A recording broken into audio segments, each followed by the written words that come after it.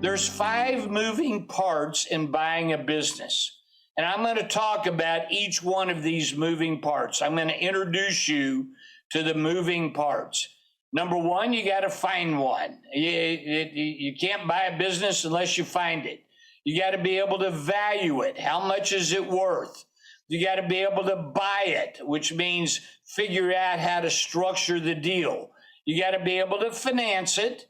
And then finally, you got to be able to run it. And what you and I are going to talk about for the next few minutes is each of these 5 things. So I'm going to introduce you to each of these 5 different concepts. I'm going to give you some statistics in the United States, and probably what you can do is compare your population in the country you live in to the population in the United States, and you could reverse engineer and you could use some percentages to come up for what's true in your country. But in the United States, there's a total of about 28 million businesses. 41%, now listen closely, because this is going to be true in your country as well. 41% of all the businesses in the United States are owned by baby boomers. These are people that are like me, right?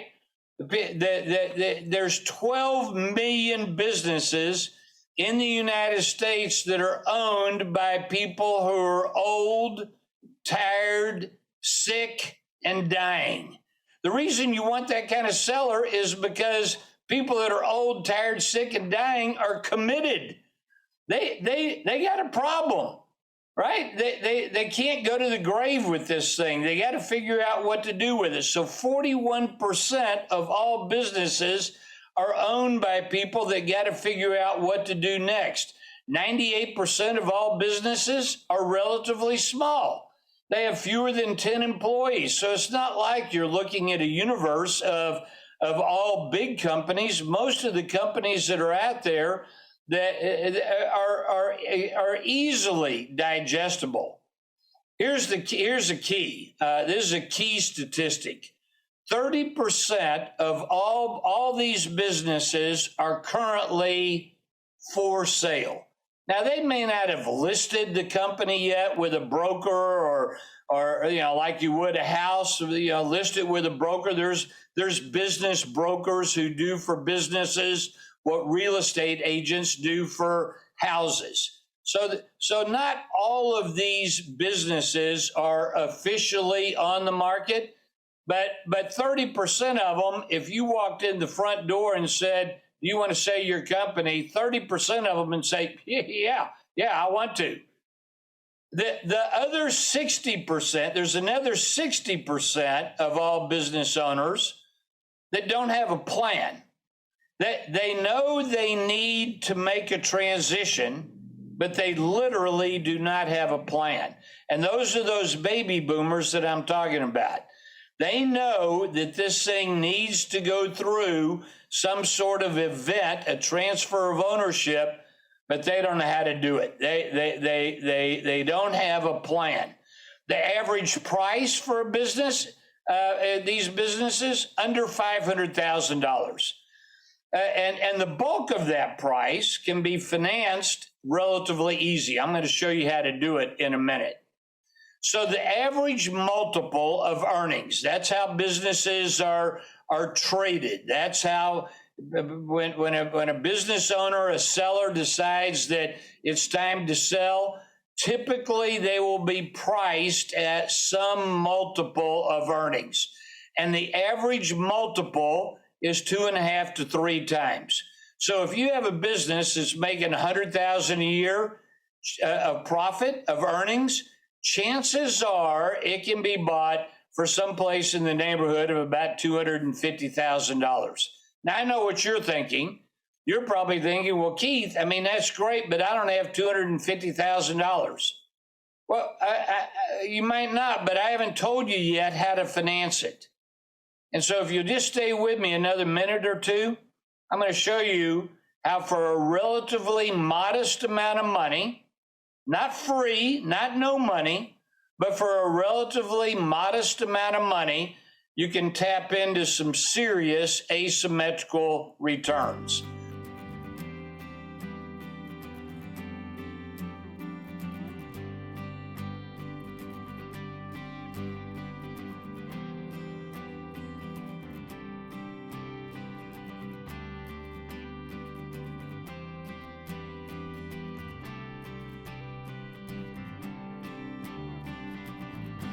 So if we're going to find one, why don't we find one that's good looking?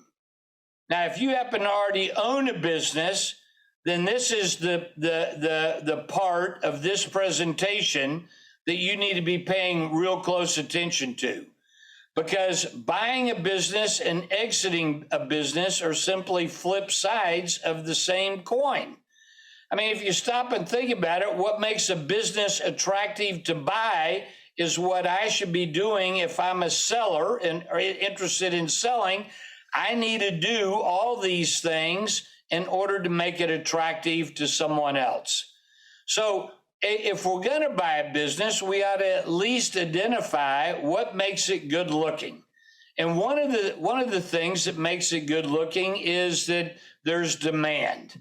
There's people that want this product, and that's something that's an advantage in buying a business that's not available if you're starting. If you're starting, you don't know if there's demand or not. You don't know if there's traction. All you know is you want to build something. If you buy one, it's got traction. It's got customers. It's got employees. It's got systems. It's got a brand. It's got processes. It's got financing. All the pieces are in place. But the most important one is if you buy a business, there's demand. You can look at the financial statements and see that there's revenue. An attractive business is a business that's an aspirin, not a vitamin. So if you stop and think about it, most people with vitamins got to spend a lot of money advertising. And if you look at advertising for aspirin, there's almost none. And the reason is because aspirins kind of sell themselves. I mean, if you're in pain, you're going to buy an aspirin. Whereas if you're just doing okay and you want to do better, now all of a sudden some money's got to get spent on marketing and advertising because you're trying to sell a vitamin. So this idea of, is the product an aspirin or a vitamin? And what makes a product really attractive is if it's an aspirin. Does it solve someone's pain? And so thinking about the product or the business that you're going to buy, does it help people solve a problem? Does it help them get out of pain? A good-looking business is in a market that's growing. In other words, if I want to be in the vinyl record business, that's probably a business that's going to have lots and lots of challenges. If I want to be in the 8-track audio business or the cassette business, those are businesses that have challenges because that industry is not growing. But the streaming business, that business is growing. You know, if you think about the DVD business, right? I don't really have an interest in being in DVDs. Number one, because people don't have DVD players anymore. But number two, that industry is not growing. What is growing is Netflix. And so if I'm thinking about buying a business, I want to make sure that I'm not in a business or an industry that's declining. I want to be in an industry that has got some growth, or at the very least is stable. If an attractive business is a business in which I can find and close customers cost effectively. So, years ago, I was in a business that sold a product to hospitals. Whew, you talk about a tough business. Hospitals have a hard time making decisions. Everything is run by a committee. My definition of a committee is where the unfit appoint the unwilling to do the unnecessary. Nobody can make a decision.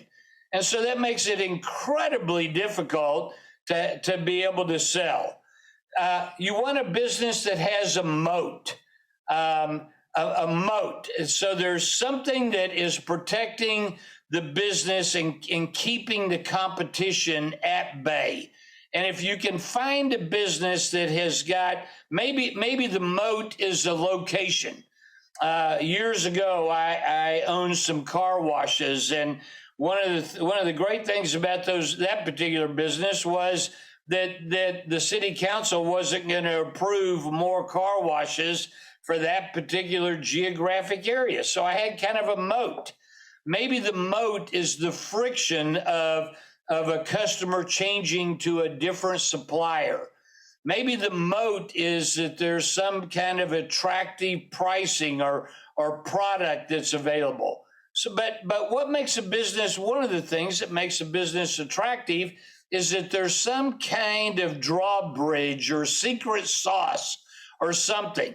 And what makes a business attractive, even if the market's growing, are there growth opportunities associated with this particular business? And to the extent there's some growth opportunities in a moat and you can find and close customers cost effectively and the market is growing, and if the business product is an aspirin and there's some demand, then all of a sudden you begin to have a pretty attractive business. And the business gets really attractive if you have a committed seller.